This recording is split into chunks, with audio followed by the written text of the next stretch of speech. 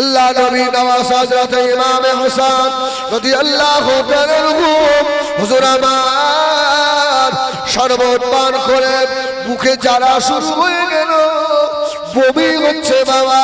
কিতাবে লেখা হযরত বিশের এত পাওয়ার ছিল, ইমাম হাসানের পেটের নাড়ি বুড়িগুলো পচে গিয়ে পায়খানার দাঁত দিয়ে পার হতে লাগলো।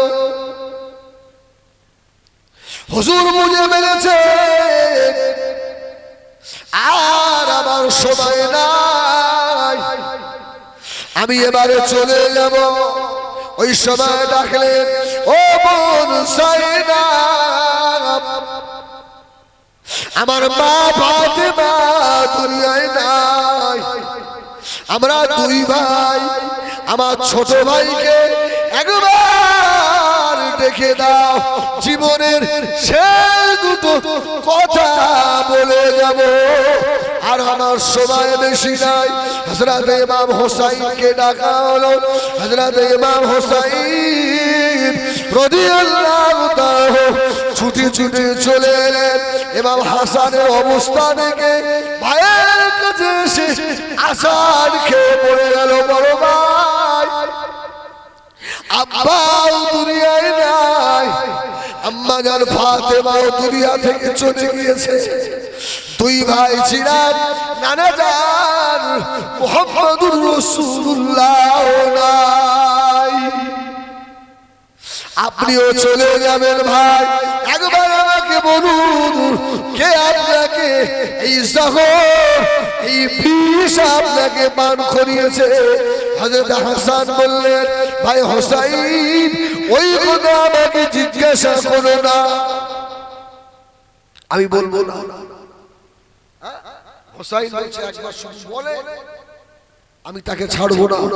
হাসান বলছে, ভাই আমি দুনিয়ায় নেই, কেউ আর তোমার পাশে দাঁড়াবে না, তবে শুনে রাখো যে আমাকে বিষ পান করিয়েছে তার মৃত্যুর সময় বুঝতে পারবে, সে তার মৃত্যুর সময় অনেকটা তার কষ্ট হবে, ওই সময় বুঝে। তবে একটা কথা বলে যাই ভাই হোসাইন, আমার ইন্তেকালের পরে আমার লাশ গোসল দিয়ে কাফন পরিয়ে নিয়ে আমাকে যখন দাফন করা হবে, আমার লাশটা আমার জীবনের তো আশা আমার নানা মুহাম্মদুর রাসূলুল্লাহ মাজারের পাশে আমাকে দাফন করবে। তবে একটা কথা বলি, এরা কিন্তু ওখানে আমার লাশ দাফন করতে দেবে না। এক শ্রেণীর মানুষ তারা বাধা দেবে, ভাই হাসান তারা যদি বাধা দেয় তুমি এদের সঙ্গে মুখ লাগাবে না। আমি তোমাকে বলছি, পাশে দাঁড়িয়েছিলেন আল্লাহ রাসূলের সাহাবী হযরত আবু হুরায়রা রাদিয়াল্লাহু তাআলা, উনি সব দাঁড়িয়ে দাঁড়িয়ে শুনছিলেন। হাসান বলছে, যদি এরা আমার লাশ রাসূলের পাশে আমাকে দাফন করতে না দেয়, তাহলে তোমরা আমার লাশটা নিয়ে গিয়ে জান্নাতুল বাকিতে আমার মা ফাতেমা শুয়ে আছে, আমার মায়ের পাশে আমাকে দাফন করে দিও। জোরে বলুন সুবহানাল্লাহ। কথা বলতে বলতে হযরত ইমাম হোসেন হাসান শহীদ হয়ে গেলেন। ইল্লা লিল্লাহি ওয়া ইল্লা ইলাইহি রাজিউন। হুজুর শহীদ হয়ে গেলেন, দাফন গোসল হয়ে গেল, জানাজা পড়িয়ে লাশ নিয়ে গিয়ে আল্লাহ নবীর মাজারের কাছে নিয়ে যাওয়া হলো। এবারে হুজুরকে দাফন করার প্রস্তাব দেওয়া হলো। মদিনার কিছু মানুষ তারা বলল, না না, ইমাম হাসানের লাশ আল্লাহর নবীর মাজারের পাশে আমরা দাফন করতে দেব না। ইমাম হোসাইনের মাথা ঠিক নাই, সঙ্গে সঙ্গে কোষ থেকে তলোয়ার বার করে ফেলেছে। যে বলবে আমার ভাইয়ের লাশ আমার নানার পাশে দাফন হবে না, আমি হোসাইন এই তলোয়ার দিয়ে তার জবাব দেব, মদিনা শরীফে রক্তের বন্যা বইয়ে দেব। যেই তলোয়ার বার করেছে, আবু হুরায়রা রাদিয়াল্লাহু তাআলা হোসাইনের হাত ধরে বললেন, ছোট ভাই, ছোট ভাই, তোমার মনে নেই বড় ভাই শহীদ হওয়ার আগে তোমাকে কি ওসিয়ত করে গেছিল? জোরে বলুন সুবহানাল্লাহ। ইমাম হাসান বলল সত্যি তো তাই। হ্যাঁ, যাই হোক, ইমাম হাসানের লাশ ওখান থেকে নিয়ে মদিনার কবরস্থান জান্নাতুল বাকির ভিতরে দাফন করা হলো। জোরে বলুন সুবহানাল্লাহ। এখনো গেলে দেখা যায় একদম জান্নাতুল বাকিতে উঠেই ডান পাশে ফাতেমার পাশেই হযরত হাসানের মাজার জান্নাতুল বাকির ভিতরে। হযরত ইমাম হাসান যখন চলে গেলেন, এজিদ খলিফা তখন এজিদ আর দামেস্কে থেকে চিঠি লিখছে বাবা মদিনার গভর্নরের কাছে। এই মদিনার গভর্নর যিনি ছিলেন এর নাম ছিল ওলীদ। আর এই ওলীদ আল্লাহর নবীর বংশকে বড় ভালোবাসতেন। এজিদ চিঠি পাঠিয়েছে, ওলীদ হোসাইনকে গিয়ে বলো হোসাইনের সঙ্গীরা যারা এখনো আমার নামে বায়াত নেয়নি ওরা যেন শিগগির বায়াত গ্রহণ করে। আর যদি বায়াত না নেয় ওদেরকে যেখানে ভাবে সেখানে শহীদ করে দাও। যখন ওলীদের কাছে চিঠি এসেছে, ওলীদ চিঠিটা দেখে ভাবছিস এই কথাটা আমি হোসাইনকে বলবো কি করে, আমি যে বড় ভালোবাসি তাকে। আল্লাহ নবী সাহাবী হযরত আব্দুল্লাহ ইবনে উমর রাদিয়াল্লাহু তাআলা আনহু রাস্তা দিয়ে যাচ্ছিলেন, ইমাম হোসাইনের সঙ্গে দেখা হলো। ইমাম হোসাইনকে জিজ্ঞাসা করলেন, হুজুর আপনি কি শুনেছেন এজিদের দরবার থেকে চিঠি এসেছে? ওলীদের দরবারে ওলীদ আবার চিঠি লিখে পাঠিয়েছে। ও বেজেরা, ইমাম হোসাইন যখন ওলীদের চিঠি হাতে পেয়ে গেল, হুজুর চিন্তা করলেন ওরা আমাকে শহীদ করে দেবে। ইমাম হোসাইন 40 জন তলোয়ারধারীকে ঠিক করলেন। এদের ঠিক করে বললে আমি এখন ওলীদের দরবারে যাব, তবে একটা কথা বলি, যদি ভাব খারাপ বুঝি আমি একটা ইঙ্গিত করব, তোরা ফিরে নেমে আসবি, আর ইঙ্গিত না করা পর্যন্ত আসবি না। তো ইমাম হোসাইন রাদিয়াল্লাহু তাআলা কয়েকজনকে সঙ্গী করে নিয়ে ওলীদের দরবারে গেছে। যে কি বলছেন বলেন। ওলীদ বলছে, হুজুর এই দেখেন এজিদের দরবার থেকে তো চিঠি এসেছে, আপনাকে বায়াত নেবার জন্য বলছে। ইমাম হোসাইন বলল, শোনো, যে চেহারে আবু বকর বসেছেন, উমর বসেছেন, উসমান, আলী বসেছে, স্বয়ং আমার নানা মুহাম্মদুর রাসূলুল্লাহ বসেছেন, আর ওই রকম শয়তানের নেতৃত্ব সেই চেয়ারে ও বসবে, আর আমি ইমাম হুসাইন মেনে নেব, এটা কোনোদিন হতে পারে না। ও চায় রাজতন্ত্র, আর আমার নানা কায়েম করে গেছে গণতন্ত্র। জোরে বলুন সুবহানাল্লাহ।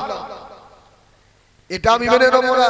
শোনো ওলীদ, যদি এর প্রতিবাদ আমি না করি, আমি হোসাইন কাল ময়দানে হাসরে আমার নানা মুহাম্মদুর রাসূলুল্লাহ যদি আমাকে জিজ্ঞাসা করে, আমার একটা সুন্নত অমিট হয়ে যাচ্ছিল, তোমরা কিছু বলনি, সেদিনে আমি আমার নানার সম্মুখে মুখ দেখাতে পারবো না।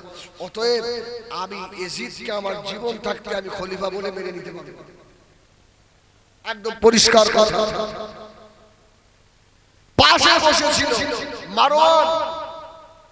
মারওয়ান বলছে, ওলীদ হোসাইন কিন্তু হোসাইন কাজ ছাড়া যাবে না, ছাড়লে কিন্তু আর পাবেন না, হুজুরকে এখন শহীদ করতেন। যেই বলেছে, আর ইমাম হোসাইন সিংহের মতো লাফ দিয়ে ঠেলে উঠেছে। কি বললি? আমাকে শহীদ করে দিবি, আমাকে মেরে দিবি, তোর এত বড় সাহস? হুজুর ইঙ্গিত করলেন, সঙ্গে সঙ্গে 40 জন ওই তলোয়ারধারী ঝনঝন করতে করতে এসে হাজির। মারওয়ান তো অবাক হয়ে গেল, বাবারে এখনো হুজুরের পক্ষে এত মানুষ এরা রয়েছে। আমার ভাইয়েরা, সোনা মালিকেরা, আল্লাহ নবী নওয়াজে রাসূল হযরত ইমাম হোসাইন ওলীদের দরবার থেকে বার হয়ে চলে এলেন। হুজুর আমার বুঝতে পেরে গেছে আর আমার সময় নাই, এরা মদিনায় এবারে আমাকে খুঁজবে, আর আমাকে যেখানেই পাবে আমাকে জানে মেরে দেবে। হুজুর আমার নিজের সাথী সঙ্গীদের নিয়ে গভীর রাত্রিরে সিদ্ধান্ত নিলেন মদিনা ছেড়ে মক্কা শরীফে চলে যাবে।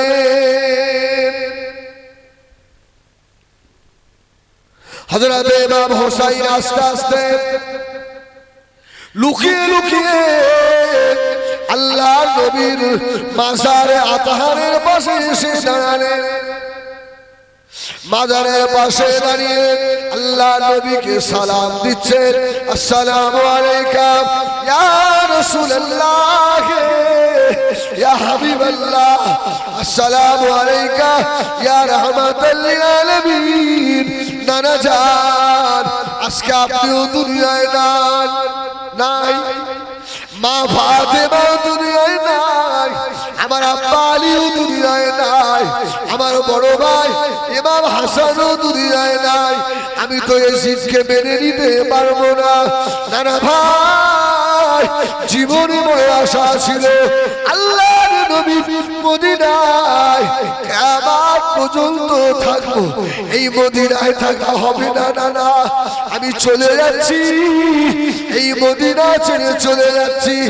আর মনে হয় জীবনে কোনোদিন এই মদিনায় আসা হবে না। জোরে বলুন সুবহানাল্লাহ। ইমাম হুসাইন গভীর রাতে মদিনা ছেড়ে আর লুকিয়ে লুকিয়ে নিজের ফ্যামিলির মানুষগুলো নিয়ে মক্কায় চলে গেছে। আর মক্কার মানুষেরা ইমাম হুসাইনকে পেয়ে খুশিতে বাগবাগ হয়ে গেছে। জোরে বলুন সুবহানাল্লাহ। সব খুশি। এদিকে তো কুফা থেকে চিঠি আসছে, হুসাইন আপনি আসেন, ওই শয়তান ইয়াজিদকে মারবো না। কিন্তু কুফার মানুষগুলো তো ভালো। রাসূলুল্লাহ সাহাবীদের ইমাম হুসাইন বললেন, দেখেন এই আব্দুল্লাহ ইবনে আব্বাস, আব্দুল্লাহ ইবনে উমর, এরকম সাহাবীদেরকে যখন বললেন আমি কুফায় যাব, তখন আব্দুল্লাহ ইবনে আব্বাস বারবার বাধা দিলেন, হুজুর আপনি যাবেন না, আপনি জানেন না কুফার মানুষেরা গিরগিটের সমতুল্য, ওরা আপনার আব্বা আলীকে শহীদ করে দিয়েছে। জানেন ওদের মুখের ভাষাটা আপনার কথাটা আপনার জন্য, অন্তরটা আপনার জন্য নয়। আপনি যাবেন না, আমার খুব ভালো মনে হচ্ছে। হুজুর বললেন না, যদি না যাই কাল কিয়ামতে আল্লাহ দরবারে আমি কি জবাব দেব। ওরা বলল এক কাজ করেন, আপনার চাচাতো ভাই মুসলিম বিন আকিলকে পাঠিয়ে দেন।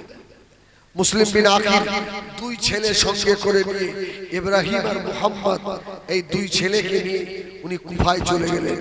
কুফায় গিয়ে বায়াত নিচ্ছেন অল্প দিনে প্রায় 40,000 মানুষ ইমাম হুসাইনের নামে আর ইমাম মুসলিমের হাতে বায়াত হয়েছিল। জোরে বলুন সুবহানাল্লাহ। ইমাম মুসলিম রাদিয়াল্লাহু তাআলা কুফা থেকে চিঠি পাঠালেন, ভাই হুসাইন কুফার অবস্থা খুব ভালো, আপনি কুফায় চলে আসেন। ইমাম হুসাইন রাসূলুল্লাহ সাহাবীদের দেখালেন, এই দেখেন, দেখেছেন কুফার মানুষ সব আমাকে চাইছে।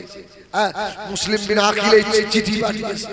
আব্দুল্লাহ ইবনে আব্বাস হাদিস পাকে এসেছে, আব্দুল্লাহ ইবনে আব্বাস বলছে আমার মনে হচ্ছে আমি ইমাম হুসাইনের ঘোড়ার সম্মুখে আমি শুয়ে পড়ি, যে হুজুরকে আমি যেতে দেবো না, কারণ আমি যে স্বপ্ন দেখছি এই স্বপ্ন খুব একটা ভালো নয়। বলল হুজুর আপনি একা যাবেন? বলছে না না, আমার ফ্যামিলির সব নিয়ে যাবো। 72 জনের কাফেলা নিয়ে হুজুর রওনা হয়ে গেলেন কুফা থেকে। রওনা আমার ভাইজানেরা, সোনামানিকেরা, হযরত ইমাম হুসাইন কিছু রাস্তা যাওয়ার পরে একজনের সঙ্গে দেখা হয়ে গেল। ওই মানুষটা নাম হলো কবি ফারাজদাকের সঙ্গে দেখা হলো। আল্লাহ নবী নাতি ইমাম হুসাইন জিজ্ঞাসা করলেন, এ কবি ফারাজদাক, কুফার খবর কি একটু শোনান। কবি ফারাজদাক, কুফায় আপনি যাবেন না, কুফার ভাব ভালো নয়। হুজুর বলল না, আমাকে যেতেই হবে, এত মানুষ যখন আমাকে ডেকেছে আমি কুফায় যাব। আল্লাহ নবী নওয়াজে রাসূল হযরত ইমাম হুসাইন আবার রওনা হলেন। আবার কিছু রাস্তা যাওয়ার পরে এক জায়গায় বাবা হুজুর আমার দাঁড়িয়েছে। আসরের ওয়াক্ত হয়ে গেল। হুজুর দেখতে পাচ্ছেন 1000-এর মতো একটা বাহিনী তারা আমার দিকে হেঁটে আসছে। ইমাম হুসাইন মনে করলেন ওরা আমার লোক হবে, কিন্তু না না, ওরা তো উবাইদুল্লাহ ইবনে জিয়াদের লোক। এই যারা একটি হয়ে আসছে এরা কিন্তু কেউ গায়ের কম নয়, সব সাহাবীদের ছেলে। এর মধ্যে আমর ইবনে সাদ ছিল, সাদ বিন মুআযের ছেলে, যার জানাজায় কি আল্লাহর ফেরেশতা এসেছিল, তার ছেলে সাদ বিন মুআযের বেটা ওমর ইবনে সাদ, সেও ছিল। হোর ইবনে ইয়াজিদ, ও নেতা হয়ে এসেছিল। তো ইমাম হুসাইন বলল, কি খবর তোমাদের? অনেক কথা হলো, তো আসরের রক্ত হয়ে গেছে। তো হুজুর বলছে, বাবা আগে নামাজ হোক, নামাজের পরে কথা হবে। তো নামাজের জন্য সব তৈরি হচ্ছে। হুসাইন বলল, তোমরা কি আদা নামাজ পড়বে? ওরা বলছে, না হুজুর, আপনার গায়ে নবীর রক্ত রয়েছে, আমরা আপনার ইমামতিতে আপনার পিছনে নামাজ পড়ব। হুজুর বলল, ঠিক আছে। তো হুজুর ইমামতি করলেন আসরে। যেই সালাম ঘুরিয়েছে আর সঙ্গে সঙ্গে হোর ইবনে ইয়াজিদ ঘুরে দাঁড়িয়ে বলছে, আপনাকে আর এখান থেকে যেতে দেব না, এবার আপনার ব্যবস্থা হবে। হুজুর বলল, কি ব্যাপার? বলছে, না, এটা উবাইদুল্লাহ ইবনে জিয়াদের অর্ডার। আপনি কুফায় আসছেন শুনেই আপনার তাড়াশে আমরা এসেছি, এখন আপনাকে ধরে নিয়ে যাব। হুজুর বলল, হোর, এই যে 150 চিঠি আমাকে দেওয়া হয়েছে, এই চিঠির মধ্যে তো তোমার চিঠিও ছিল। তুমি কি চিঠি দাওনি আমাকে? বলছে, হ্যাঁ আমি দিয়েছিলাম। তুমি আমাকে চিঠি দিলে, কুফায় আসতে বললে, আবার তুমি আমাকে আটকাচ্ছ, কি ব্যাপার? ইমাম হুসাইন রাদিয়াল্লাহু তাআলা বলেছিলেন, এ হোর ইবনে ইয়াজিদ, শুনে রেখে দাও, আমাকে ছেড়ে দাও বাবা, আমাকে মদিনার রাস্তায় যেতে দাও। যেতে দাও, মক্কার দিকে যেতে দাও। তাও হবে না। তা না হয় তাহলে আমাকে দামেস্কে ইয়াজিদের কাছে নিয়ে চলো। তা হবে না, তোমাকে উবাইদুল্লাহ ইবনে জিয়াদের কাছে নিয়ে যাও। ইমাম হুসাইন বললেন, ওই রকম শয়তানের সঙ্গে আমি জীবনে দেখা করব না, ওই বদমায়েশের সঙ্গে আমি দেখা করব। তাহলে আপনার যেখানে খুশি সেখানে চলেন, তবে আপনার পিছন আমরা ছাড়ছি। হুজুর বলল, চলো, আমি কুফাতেই যাব। হযরত ইমাম হুসাইন রাদিয়াল্লাহু তাআলা কুফাতে চলে গেলেন। বাবা 1 তারিখ মুহররম মাসের 2 তারিখে এই কটা দিন চিঠি আদান প্রদান হচ্ছে, কথাবার্তা হচ্ছে। ও মেয়েরা, মুহররম মাসের 8 তারিখ এসে গেল। হযরত ইমাম হুসাইন আবার 9 তারিখ পড়ে গিয়েছে। হুজুর আমার ইমাম হুসাইন আর আমার সাদের দলের মানুষদের দিকে তাকিয়ে ইমাম হুসাইন একটা ভাষণ দিচ্ছিলেন যে, বাবা তোমরা যে সব এসেছো আমাদের মারবে, তোমরা তো প্রায় 22,000 আর আমার এই 72 জন, আমরা বেশি নয়। তোমরা কি আমাকে চিনতে পারছো না? তোমরা কি আমাকে চেনো না? তোমরা সব তো আমার নানা মুহাম্মদুর রাসূলুল্লাহর সাহাবীদের ছেলে, তোমরা আমাকে চেনো না, তোমরা আমাকে মারবে। এরকম অনেক কথা হচ্ছে। 9 মুহররম এসে গেছে, ওরা তো হুসাইনের কথা নিচ্ছে না। এদিকে আমর ইবনে সাদ, সাদ বিন মুআযের বেটাকে ওই দিনে সেনাপতির দায়িত্ব দিয়ে দিয়েছে উবাইদুল্লাহ ইবনে জিয়াদ। আল্লাহু আকবার। হযরত ইমাম হুসাইন রাদিয়াল্লাহু তাআলা বলেন, এমন সময় পিছন দিক থেকে একটা আওয়াজ হচ্ছে। ওরা তো ইয়াজিদ 500 লোক দিয়ে তার কয়েকদিন আগে ফুরাতের পানি আটকে দিয়েছে। এই পানি না পেলে ওরা জব্দ হবে। পানি বন্ধ হয়ে গেছে। এইদিকে যখন খতম চলছে বাবা, পেছন দিক দিয়ে মেয়ে ছেলের খন্ডের আওয়াজ আওয়াজ দিচ্ছে, ও স্বামী ইমাম হোসেন কোথায় আছে, একটু এদিকে আসো। আল্লাহ নবীর নওয়াসে রাসূল হযরত ইমাম হোসেন রাদিয়াল্লাহু তাআলা আস্তে আস্তে আগে গেলেন, গিয়ে দেখেন তাঁবুর সম্মুখে হুজুরের বিবি শাহরবানু একটা কচি বাচ্চা ইমাম হোসেনের বেটা আলী আসগারকে কোলে নিয়ে দাঁড়িয়ে রয়েছে। ইমাম হোসেন বললেন, শাহরবানু কি খবর? বলছে দেখে এরা তো পানি বন্ধ করে দিয়েছে, কয়েকদিন খেতে পাইনি, আমার স্তন দুটো দুধ নেই, শুকিয়ে গেছে, আমাদেরও তো পানির পিপাসায় কলিজা ফেটে যাচ্ছে। ওই দেখেন তাঁবুর ভিতরে ফাতেমা সোগরা একটু পানির জন্য আচার খাচ্ছে, আর আমার এই ছোট্ট বাচ্চা আলী আসগার মাঝে মাঝে মুখ তুলছে। আমার বেটা মনে হয় আর হবে না, আমার কচি মনে হয় এবারে মারা যাবে। অপরাধ তো আমরা ওদের কাছে কিছু অপরাধ করিনি, তাও আমরা অপরাধী। ওরা যদি আমাদেরকে পানি না দেয়, অন্তত আমার বাচ্চাটা তো কোনো অপরাধী নয়, আমার বাচ্চাটাকে একটু পানি দেবে না? ইমাম হোসেন ঝরঝর করে কাঁদছিলেন আর বলছিলেন, শাহরবানু শত্রুর কাছে কোনোদিন দুর্বলতা প্রকাশ করতে নেই, হ্যাঁ করলে ওরা আরো পেয়ে বসে ধরে। শাহরবানু ওরা মনে হয় আমার কচি বাচ্চা আলী আসগারকে একটু পানি দেবে না, একটু নিয়ে যান না, যদি ওদের বাচ্চাটা দেখে একটু মায়া হয়, একটু দয়া হয়। ইমাম হোসেন আলী আসগার বেটাকে কোলে কোলে নিয়েছেন,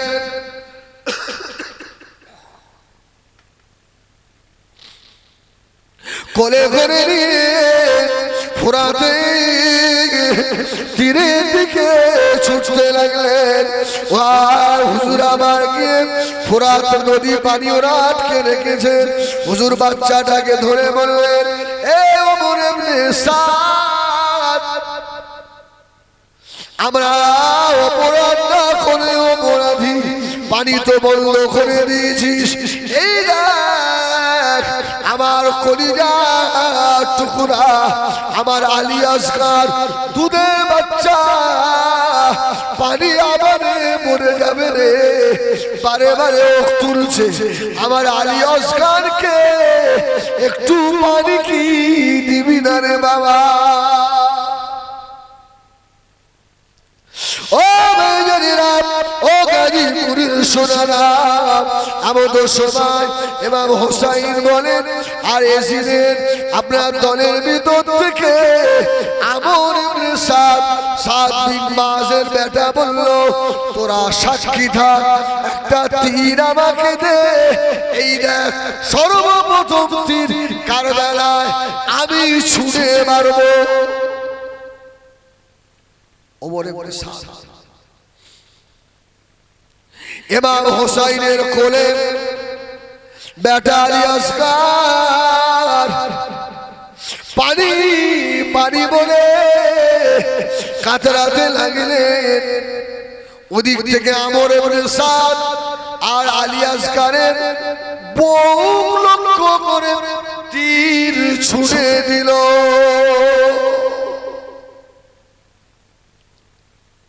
সংসার সংসার করে তীর ছুটে এসে আলী আসগারের বুকে বেঁধে গিয়েছে। বাবা সর্বশাহাদাত কিতাবে লেখা এমন সময় হযরত আলী আসগারের যেই না বুকে তীরটা বেঁধে গেল, হুজুর আমার একবার চিল্লে উঠলেন। ইমাম হোসেনের কোলে ঝটপট ঝটপট ঝটপট করতে লাগলেন। ইমাম হোসেনের গায়ে সাদা জামা রক্তে লাল হয়ে গেল। ইমাম হোসেন কি করলেন, বেটা আলী আসগারকে উপরের দিকে তুলে তুলে বলেছিলেন আল্লাহ আল্লাহ দুনিয়ার কাকে সাক্ষী রাখবো আল্লাহ আপনি সাক্ষী হয়ে যান এরা আমার বেটা আলী আসগরকে এক ফোঁটা পানি দিল না আয় আল্লাহ আমার বেটার জন্য হাউজে কাউসারের পানি পান করাবো যদি বলুন সুবহানাল্লাহ ইমাম হুসাইন যা আমার কোলে লাবাতে লাবাতে বেটা শহীদ হয়ে ইমাম হুসাইন আলী আসগরকে কোলে করে নিয়ে সাহাবান তখনও আপনার দাঁড়িয়ে রয়েছে